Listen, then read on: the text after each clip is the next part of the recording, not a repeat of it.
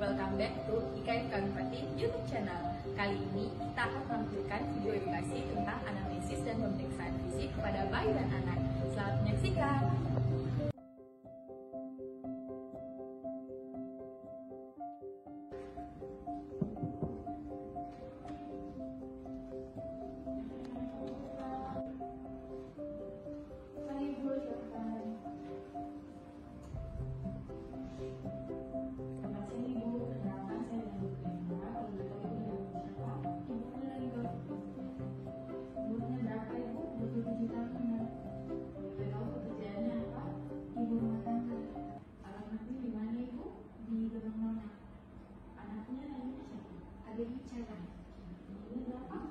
Hari ini tinggalnya berapa?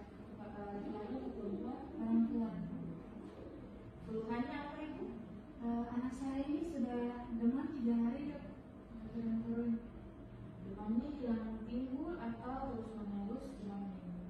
Kalau di siang hari tidak terlalu panas, Dok. Cuman kalau malam lalu panasnya tinggi sekali. Jadi setelah saya lakukan anamnesis, nah selanjutnya ini saya akan melakukan beberapa pemeriksaan untuk membantu menjelaskan diagnosis. Nanti adanya saya periksa Ibu ya, diikut panjang badan dulu, diikut berat badannya. Baru nanti saya lakukan pemeriksaannya. Ibu apa Ibu setuju? Setuju. Ya, kalau Ibu setuju silakan ke sana Ibu ya.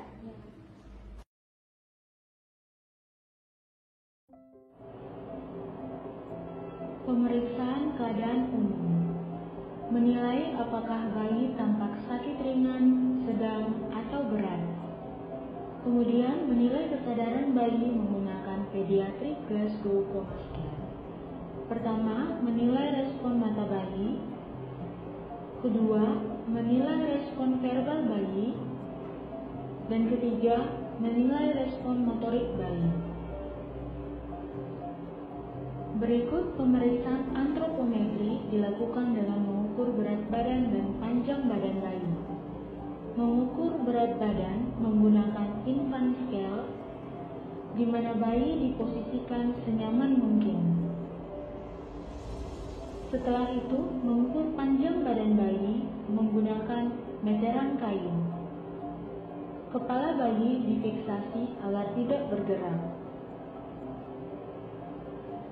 Setelah mengukur berat badan dan panjang badan bayi, kita dapat menentukan status gizi bayi. Berikut adalah diagram SAFE score berdasarkan berat badan menurut panjang badan yang dapat digunakan untuk menentukan status gizi bayi. Diagram pink adalah untuk perempuan dan diagram biru untuk laki-laki. Ini adalah interpretasi untuk menentukan status gizi bayi. Kemudian, kita melakukan pemeriksaan tanda-tanda vital, dimulai dengan pengukuran laju pernapasan. Meletakkan satu tangan di atas dada bayi, pemeriksa mulai menghitung saat dada bayi pertama kali mengembang, dihitung selama 1 menit. Kemudian, pengukuran denyut nadi bayi selama 1 menit dengan cara meletakkan 3 jari pada arteri femoralis. Nilai apakah kuat angkat, normal, reguler, atau irregular. Ketiga, mengukur suhu badan bayi dengan menggunakan termometer air raksa. Termometer diletakkan di bagian aksila bayi. Nilai apakah suhu badan bayi normal, hipertermi, atau hipotermi.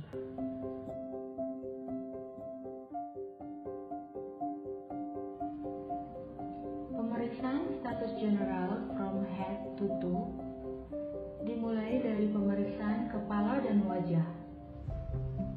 Nilai bentuk kepala dengan mengukur lingkar kepala menggunakan meteran. Nilai apakah normosefal, makrosefal, atau mikrosefal.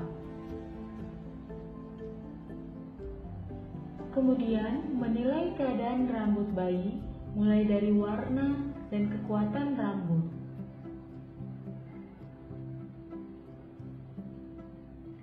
Kemudian, menilai ubun-ubun besar dan ubun-ubun kecil bayi apakah masih membuka atau sudah menutup.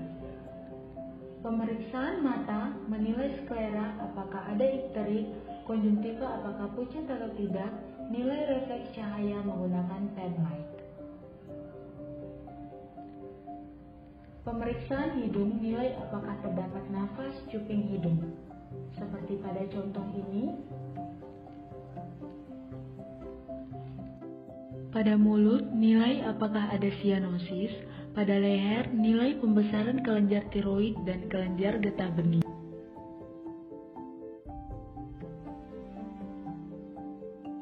Selanjutnya, pemeriksaan toraks melihat bentuk dada apakah normal, simetris, atau terdapat retraksi dinding dada seperti video berikut ini.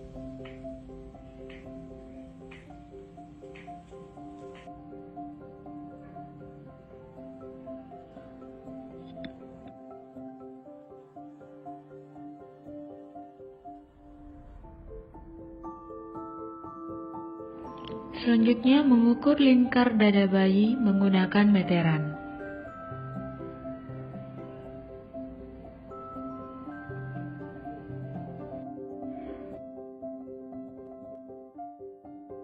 Lakukan auskultasi pada lobus kanan dan kiri paru untuk menilai suara nafas bayi vesikuler, bronkofesikuler, ataupun bronkial, apakah terdengar suara nafas tambahan, rales, ronkus, ataupun wheezing, nilai bunyi jantung 1 dan 2, apakah terdapat murmur atau galau.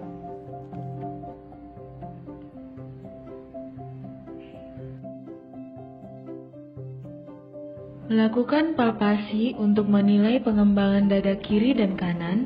Selanjutnya, pemeriksaan vokal fremitus dengan memberi rangsang nyeri agar bayi menangis.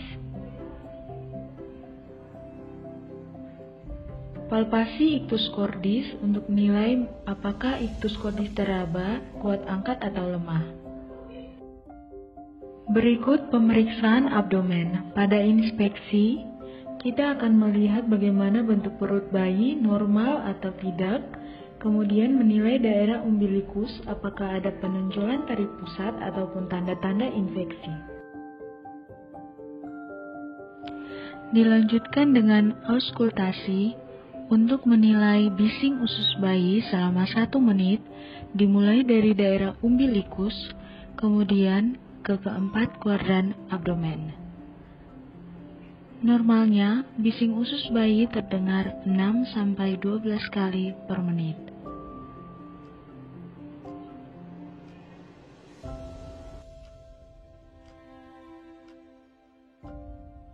Kemudian melakukan palpasi abdomen.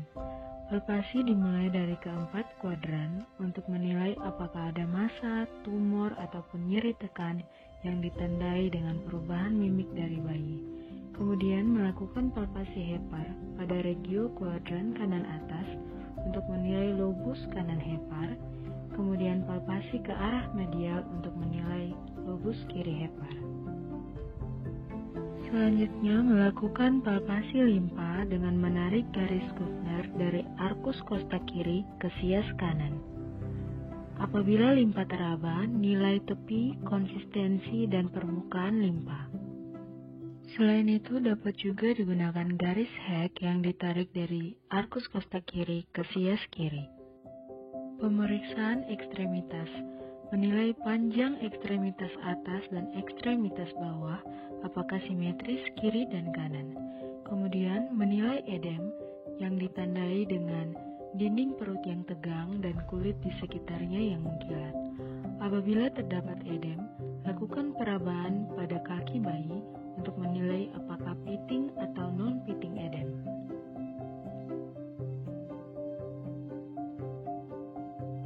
Selanjutnya, lakukan pemeriksaan capillary refill time atau CRT pada bayi dengan mengangkat tumit bayi lalu menekannya beberapa saat. CRT pada bayi normalnya kurang dari 3 detik. Menilai akra apakah hangat atau dingin. Selanjutnya, pemeriksaan kulit. Pada kulit dinilai apakah ada tanda-tanda kebiruan atau sianosis, kemudian apakah ada tanda-tanda ikterus. Derajat ikterus dapat dilihat pada tabel berikut ini.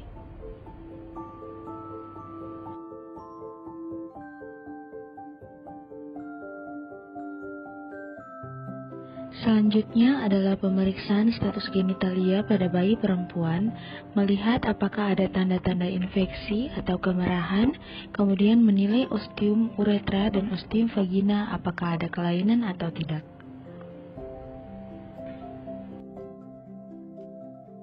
Berikut pemeriksaan neurologis pada bayi. Pertama, refleks telapak tangan atau palmar wrist reflex dengan cara meletakkan jari telunjuk pada telapak tangan bayi. Normalnya, bayi akan menggenggam jari telunjuk secara spontan.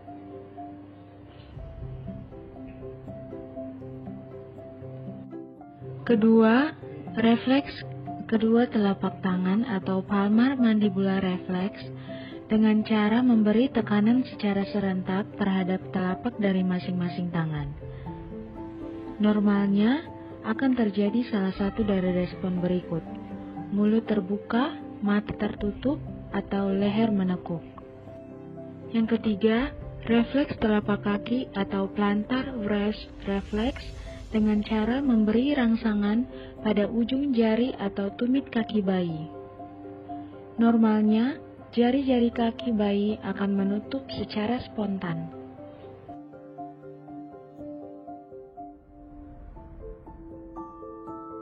Selanjutnya, refleks pencarian atau search reflex yang dilakukan dengan cara menyentuh pipi bayi menggunakan jari kelingking pemeriksa. Normalnya, bayi akan membuka mulutnya seperti upaya untuk menghisap puting.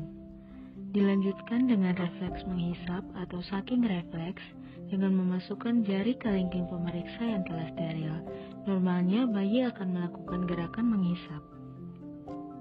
Kemudian nilai parachute sign dengan cara mengangkat bayi, kemudian menahan batang tubuhnya, lakukan gerakan mendadak seolah bayi akan jatuh.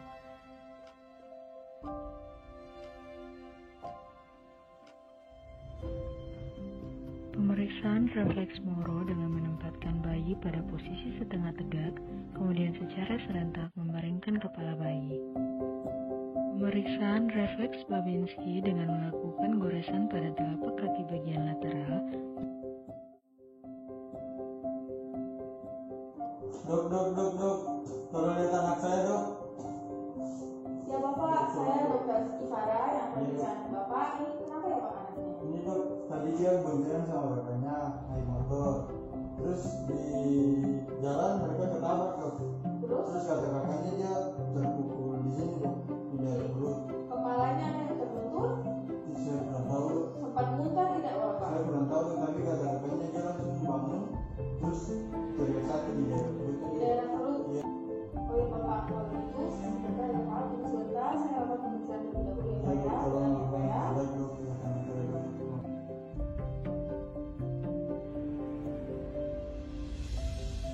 Pemeriksaan keadaan umum menilai apakah anak tampak sakit ringan, sedang, atau berat. Kemudian, menilai kesadaran anak yang dimulai dari pertama, menilai respon mata anak. Kedua, menilai respon verbal anak. Dan ketiga, menilai respon motorik anak.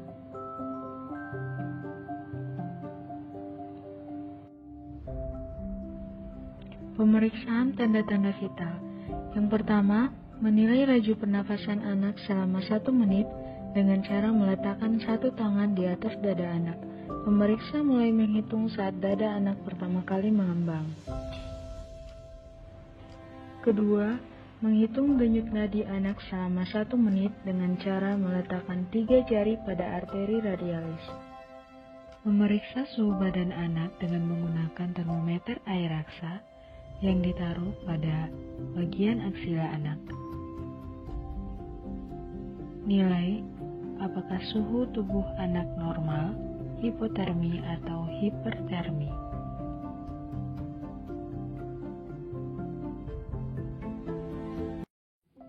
Pemeriksaan status general from head to toe dimulai dari pemeriksaan kepala dan wajah.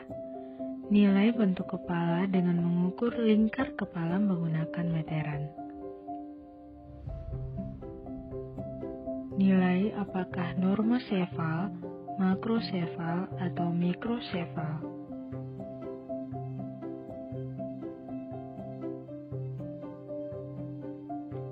Kemudian, menilai keadaan rambut anak, mulai dari warna dan kekuatan rambut. Kemudian, menilai ubun-ubun besar dan ubun-ubun kecil anak, apakah masih membuka atau sudah menutup.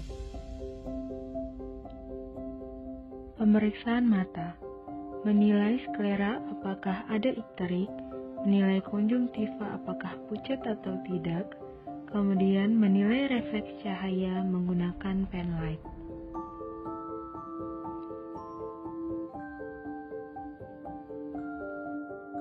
Pemeriksaan hidung, nilai apakah terdapat sekret, lendir darah ataupun bau, apakah terdapat nafas cuping hidung.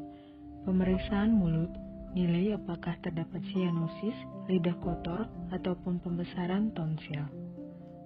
Pemeriksaan leher dan telinga, lihat apakah ada pembesaran kelenjar tiroid dan kelenjar getah bening, kemudian lakukan palpasi untuk memastikan apakah ada pembesaran atau tidak.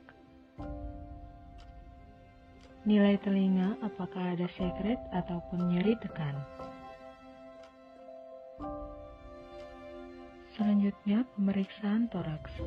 Pemeriksaan dimulai dari inspeksi, melihat bentuk dada apakah normal atau tidak, kemudian mengukur lingkar dada anak menggunakan meteran.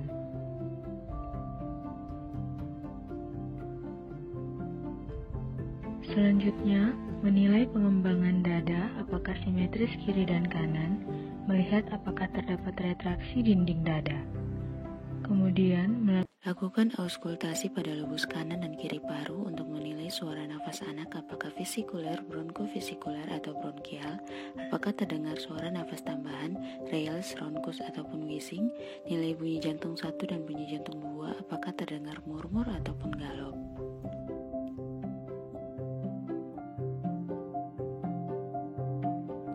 Selanjutnya, melakukan palpasi dengan meletakkan tangan pemeriksa pada kedua dinding dada anak.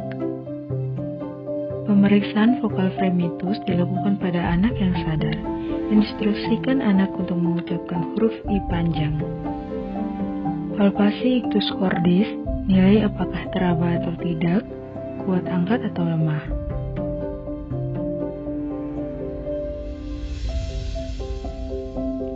Pemeriksaan abdomen. Pertama, mengukur lingkar perut anak menggunakan meteran.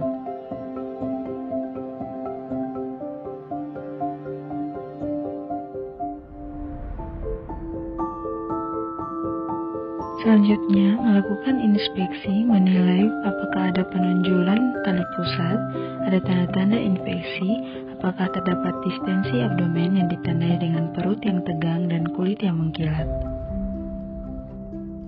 Selanjutnya, lakukan auskultasi untuk menilai bising usus anak yang dimulai dari daerah umbilikal, dihitung selama 1 menit, kemudian ke keempat kuadran abdomen.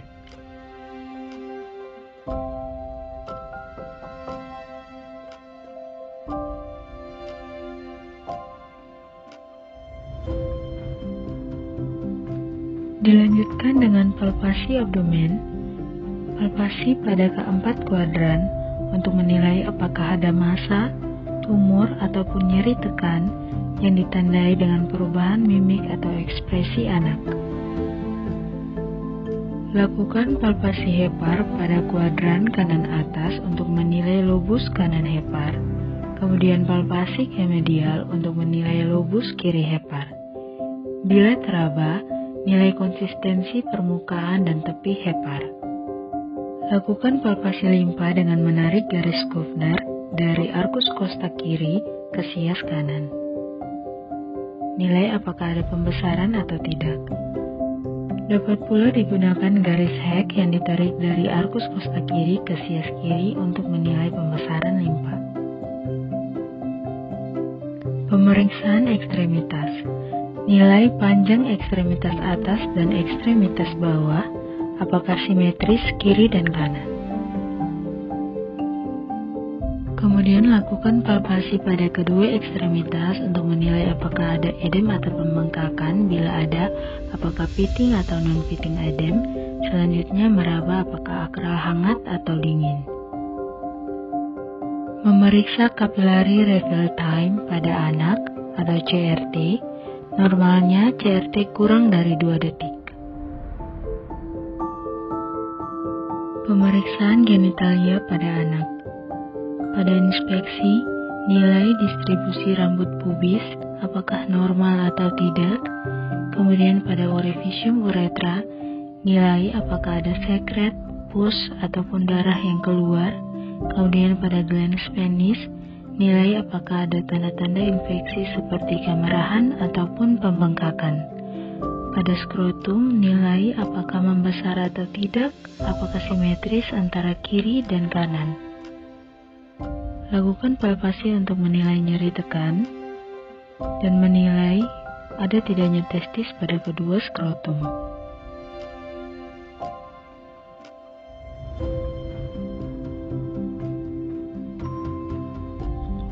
Pemeriksaan neurologis pada anak. Pertama, pemeriksaan nervus cranialis. Nervus olfactorius dilakukan dengan cara meminta anak untuk menghidu dan mengenali bau kopi, tembakau, dan kulit jeruk. Normalnya, pasien dapat mengidentifikasi jenis bebauan.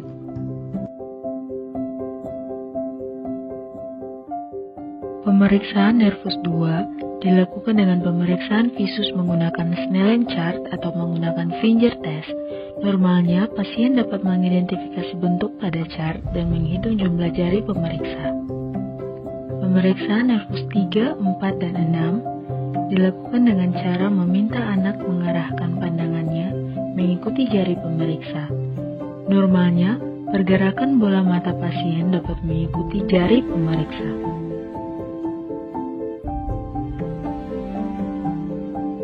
Pemeriksaan nervus 5 dilakukan dengan menggunakan kapas untuk menilai sensibilitas wajah anak pada regio frontalis, maxillaris, dan mandibularis. Normalnya, pasien dapat merasakan sentuhan kapas.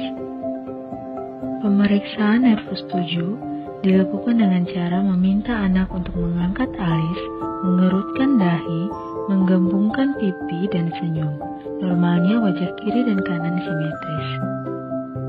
Kemudian, pemeriksaan nervus 8 dilakukan dengan memanggil atau berbicara dengan anak. Normalnya anak akan menoleh atau berbicara sesuai dengan pertanyaan pemeriksa. Pemeriksaan nervus 9 dan 12 dilakukan dengan meminta anak untuk membuka mulut dan pemeriksa menilai uvula palatina. Pemeriksaan nervus 11 dilakukan dengan cara meletakkan tangan pemeriksa dan menekan bahu anak, kemudian anak diminta melawan tahanan pemeriksa. Normalnya, anak dapat melawan tekanan pemeriksa. Pemeriksaan refleks fisiologis. Refleks biceps dilakukan dengan cara fleksikan lengan bawah anak. Letakkan ibu jari di atas ruang antekubiti dan ketuk dengan palu refleks. Normalnya, lengan bawah akan sedikit fleksi.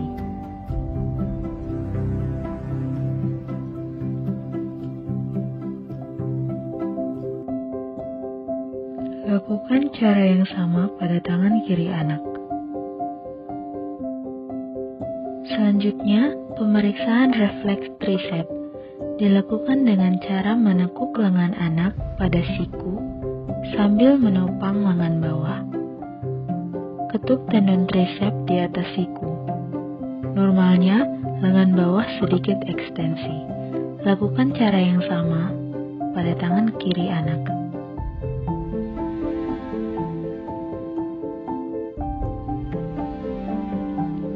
Pemeriksaan refleks patella dilakukan dengan cara dudukan anak dengan tungkai fleksi dan tergantung. Ketuk tendon patella tepat di bawah tempurung lutut. Normalnya tungkai bawah akan ekstensi.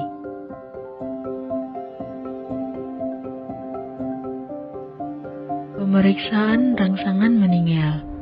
Pemeriksaan kaku kuduk dan Brusinski 1. Dilakukan dengan cara tangan pemeriksa ditempatkan di bawah kepala pasien yang sedang berbaring. Kepala difleksikan sehingga dagu mengarah ke dada pasien. Kaku kuduk positif bila terasa ada tahanan dan dagu tidak mencapai dada. Pemeriksaan Brusinski 2. Dilakukan pada pasien yang sedang berbaring, kemudian satu tungkai difleksikan pada persendian panggul, sedang tungkai yang satunya lagi berada dalam keadaan ekstensi. Pemeriksaan Brusinski 3 dengan cara menekan tulang sigmoidium kiri dan kanan. Brusinski 3 positif bila terjadi fleksi involuntar ekstremitas superior. Pemeriksaan Brusinski 4 dengan cara menekan simfisis osis pubis. Brusinski 4 positif bila terjadi fleksi involuntar pada ekstremitas inferior.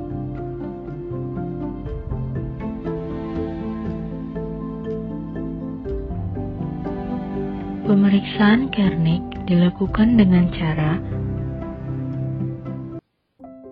salah satu paha difleksikan sampai membuat sudut 90 derajat, lalu tungkai bawah diekstensikan pada persendian lutut.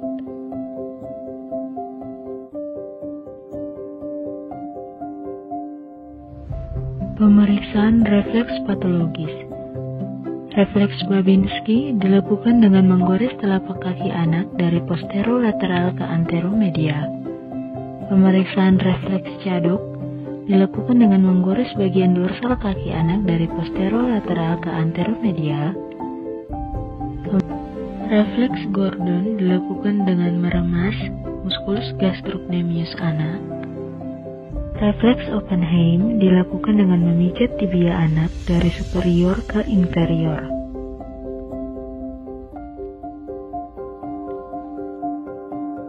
Pemeriksaan refleks Hoffmann-Tromner dilakukan dengan cara memegang jari anak pada sendi paling distal, kemudian menyentikkan kuku jari tengah. Normalnya, tidak terdapat respon apapun terhadap rangsangan yang diberikan. Terima kasih sudah menonton video kami.